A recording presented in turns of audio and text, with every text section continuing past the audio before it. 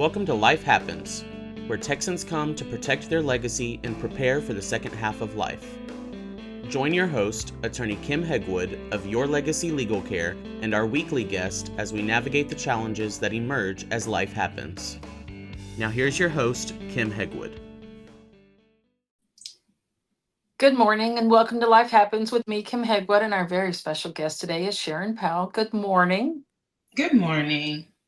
And Sharon owns a company 4Seniors Care, so we're super excited to have you because we love our seniors. And so today we're going to talk about laying the foundation, how 4Seniors Care is building a strong future for Houston seniors. And we were talking, before the show about how many baby boomers there are out there right now. 11% of the population in the Houston metro area. That's just which is a large area, but that's a large population. And as you pointed out, it's going to grow significantly, very quickly. 65 and older. Yeah, definitely. So you're in the foundational stage of 4Seniors Care. What motivated you to start this nonprofit? Why is it important to build strong systems for serving seniors directly? And tell us a little bit about the nonprofit itself. Exactly. So 4Seniors Care, what motivated me is, well, my parents are 75 and 80. And actually being able to see firsthand some of the challenges that they go through finding doctors, some of the ways that they're taken advantage of or attempted to be taken advantage of, and realizing that not everyone have the support system that's necessary. So just being around, I've always had a passion for the elders. I love seniors. I love listening. I love hearing about their lives, and having parents that are seniors has really opened up all of the issues, and just talking to different seniors. So it's important to build the systems first to make sure that we have a foundation that will last and go on way beyond me. So we're building the organization in a way that so that seniors can feel that they're supported, that they are not alone. And that's loneliness is the number one problem with issue with seniors, just being lonely, because the world goes on.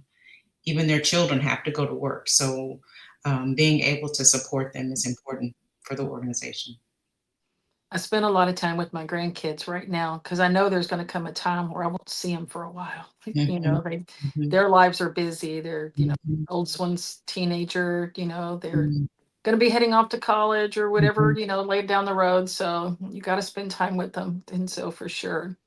So many nonprofits, rush to launch services, but you've kind of chosen a different path. And so what does serving with excellence from the beginning mean to you? Everything. I believe that we have to build a strong foundation so that the cracks won't hurt seniors. So I've been a part of an organization called True Works, which basically this is a nonprofit that actually helps nonprofits. So of course I wanted to get out there and just start helping. And they started asking questions like, so what happens if you have a senior, a volunteer help someone and they go into a home and they rob them and I was like, oh my God, I didn't even think like that. I didn't even think about that. I was like, what do you mean? And so that made me really, and the gentleman said, you are serving the most vulnerable community. And you might be dealing with someone with dementia. You might be dealing with someone who is in abuse. How do you form your organization to make sure you're protecting the people that you're coming to serve? And I put the brakes on because the thought that I could create an organization that would hurt the people that God has given me to serve broke me down and slowed me down. And my board is like that today. Like, whoa, whoa, whoa, wait a minute. We have to get insurance.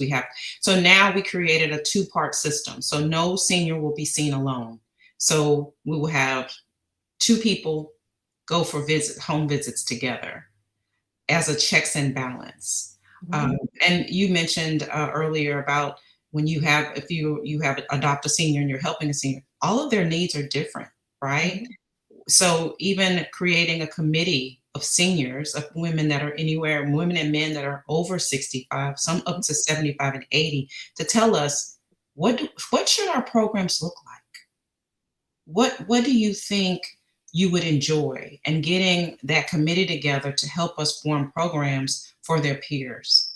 So having the strong foundation will ensure that we are helping them in the way that they feel their community feels would be necessary. So I hope you think about some of your volunteers being some of those seniors. Exactly. Active No. seniors. Yeah, absolutely. Because helping someone else gives them a sense of purpose, Absolutely. and so it gives them the ability to give back, and so Absolutely. and it gives the people that you're going to see the ability to have conversations with their peers. Absolutely. So and I love that. And so half the battle is just getting people to raise their hand and say, you know what, I think I might like to do that, or I'd like for somebody to come see me. So Absolutely. so I think it's fabulous. And so, but right now you're currently working on focusing on fundraising and raising awareness. Exactly. So what message do you want the community to understand about the needs of seniors and why your mission matters? Well, one of the major parts is we do want volunteers to be active seniors. That'll be the core. And that those are the people. There's a lot of 80 years olds that are out here walking and have as much energy as I do. So getting those people out and helping us in that way is important. And I think letting people know, that we exist. I have not spoken to pretty much everyone that I talk to about what our mission is, and our care and our comfort, and what our goals are. They always say, "Oh, I have somebody. Oh, I have somebody. Oh, I have somebody." And so that also slowed me down, because I want to make sure that we have the people to serve them. So getting the word out in the community, understanding that the number one need of most seniors is isolation. They're isolated. Most people don't understand that that leads to early death. That is how serious community is. That is how serious touching and loving on seniors is. And like you said, and having the active senior partner with those that are not active, we believe will extend life. It is a Christian organization, so we do have prayer, which is very important to a lot of it. We've got ministers on the board that are creating programs and Bible studies and newsletters that will go out. So the mission matters because, one, it's a large population. If we're blessed, we will all be blessed to get older. And it is, like I said, 11% right now of the population. So getting the mission out. Fundraising includes a lot of the foundational things. We send cards, we have parties, we have things planned for our seniors so that they feel special. And not just in the service part of it, but also remembering their birthdays and things like that. So that's a major part of where the fundraising goes. Insurance, all of the things that it costs you to run a nonprofit. Yeah, they're not cheap. No. So just getting the minimum. Sometimes I've sat on a lot of nonprofit boards, so I understand the finances Exactly. really well in that aspect of it. So, but as you build out processes and infrastructure, Mhm. what are the core services or types of support you envision offering once membership opens later this year? So there's two ways that we support our seniors. We support our seniors that are in actual care. So people that are in senior centers and rehabilitation centers, because now a lot of times they're in you know what I mean. I can't even get that. And so you're in rehabilitation. There you go. They're in a home. They're in a facility to actually assist them to either get back to health. A lot of them start by breaking a hip, and they may be there 6 months. So once you become a member, and we serve our members, so there is a membership that is 100% a donation, so that we keep track and know what our members need. If they are if they're at home now and they go into a center, we want to know so that we can support them there. So the visits, they will get 2 touches a month. One will be through phone call and one will be visit. For the seniors that are at home, seniors that are active seniors will have activities planned as well as volunteer. So the ministry aspect of it is a Bible study. So they will definitely get, we will have a monthly Bible study. They receive a newsletter. We are also excited about putting together senior resources. So what is that? One of the major issues with a lot of seniors is they don't have access to computers, or everything is online now. You want a doctor, they'll tell you even on the phone. My mom deals with this. Go online. And she's like, I don't understand. So finding a new primary care physician was very difficult for her. So one of the major things we're going to offer is a resource book that are resources and referrals by seniors. So seniors that love their doctor says, hey, here's a doctor I recommend.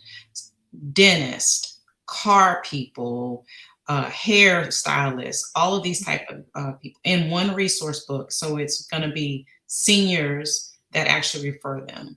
So it's connection, which is very important. I think the connection piece is huge, right? A daughter or son can sign up their parents.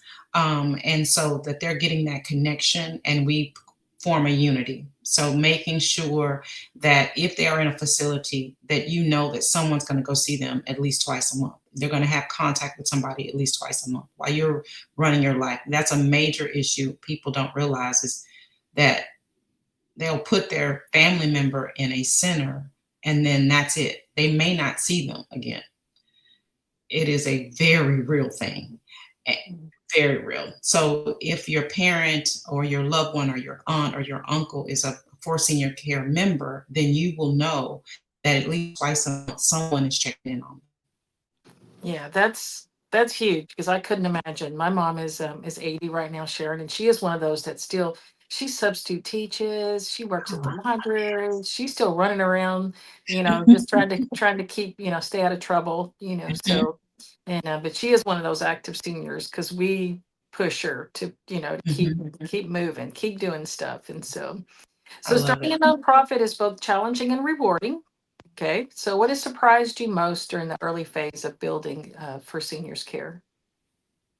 I think because my heart is to help, what surprised me is, and I don't know, I shouldn't, I don't know if the word surprise, becoming aware that there are people that are out there to hurt Mhm. and making sure that we're protecting the population that become members. It became scary to me, almost like just the thought that somebody would want to go in and use this opportunity to hurt our members. That was surprising to me. But with TrueWorks, the organization, the gentleman worked with children, and he said, you'd be surprised how many times I've had to step in to protect a child against someone that I've hired. And we see it all over the news. I think that's the surprising thing, because you go in with a heart to help and you think, now I'm mother bear, right? Now I'm like, wait a minute, we've got to make sure that we have background checks for all volunteers that are going into homes, that type of thing, which is even a step further than a lot of churches do, right? Never had a background check at a church. But when you think about what we're doing is a little different, because we're going into a vulnerable population, into their environment. So making sure that we have, even from the board, what we can accept. We had a long conversation of what can we accept. Somebody said, we can't accept anything over $50. And then they said, well, I don't even like that. And then they said, well, can we accept food? And so then, that type of conversation, because we want to make sure that we are solid and that those that we're here to protect are protected.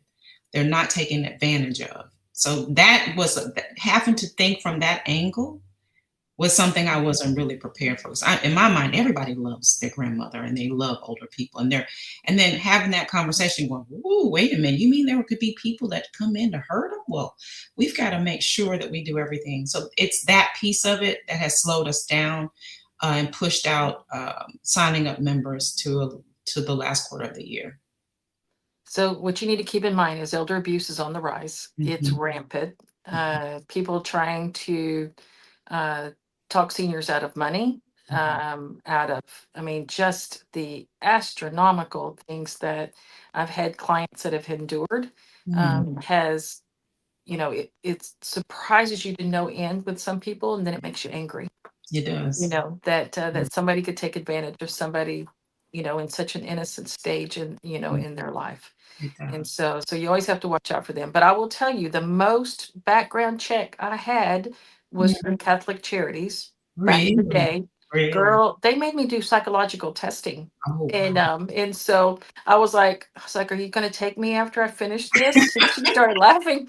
And so I was like, did I wow. pass? Was it bad? She handed Right, me the stuff and I looked at it, read it, and went, okay, well, that's me. Do I still get to volunteer? right, So right. but that was a long time ago. I don't know, but that was the most stringent. But shoot, as lawyers, we get FBI checks. Oh, Going to yeah. law school, coming out of law school. Mhm. Heck, just to get on the plane nowadays, you got to have all this huge background check. I'm But a real estate agent by profession. mhm, And so, yeah, we have to be thumbprinted and all of that, right? yeah, So, so researching what would be best in the sense of uh, to do it or not to do it or how to do it. And um, that's been a discussion of the board and how stringent do we need and, that type of thing. Because I think in volunteer that I've done with churches, there are other people around. It's not just me and a senior or just, it's a group, right? So I think that may be why we haven't had to do that. But yeah, it's that has surprised me. I think it's that I didn't really. I was like, wait a minute. You mean there'll be people that like, yeah, they'll. What if they rob their house and they go in and it's a volunteer and they rob their house and I was like clutching my pearls like you're kidding me. I can't believe. So, that then I was like, oh, wait a minute. We've got to slow down and make sure that we are doing good and making sure the people that come on have a passion to help. most definitely. So for listeners who want to support your mission right now, what's the most impactful ways they can help during this foundational and fundraising stage? They can, of course, volunteer to be either a part of a committee, and they can give at our website. So the fundraising stage is foundational, of course. It's paying for our phones, very basic things, right, that we need to be able to help. And so they can go to the website and go donate. We have a donation button there. Or they can sign up to volunteer or just, we're on Facebook as well. And check us out on social media and there'll be a barcode to volunteer. And right now we're setting up, as I said before, like a committee so that we get different ideas of how to serve in the best way. Perfect. All right, Sharon, how do people reach you? The best way would probably be to go to the website because it has the phone number on there. You can call us and you can reach out directly on the website at 4seniorscare.org. And we check those at all times, or you can reach out through Facebook. Same thing, 4seniorscare.org. Well, 4Seniors Care. Perfect. And so, Sharon, it's been a blessing to have you on the show today, and we look forward to having you on again soon to see how things are going. Thank you so much. God bless. Thanks for tuning in to this week's episode of Life Happens with Kim Hegwood. Be sure to tune in every Thursday at 10 a.m. wherever you listen to your podcast as we navigate through the challenges that emerge as life happens. The content of this podcast does not establish an attorney-client relationship or constitute attorney-client privilege, legal, medical, financial, or any other professional advice.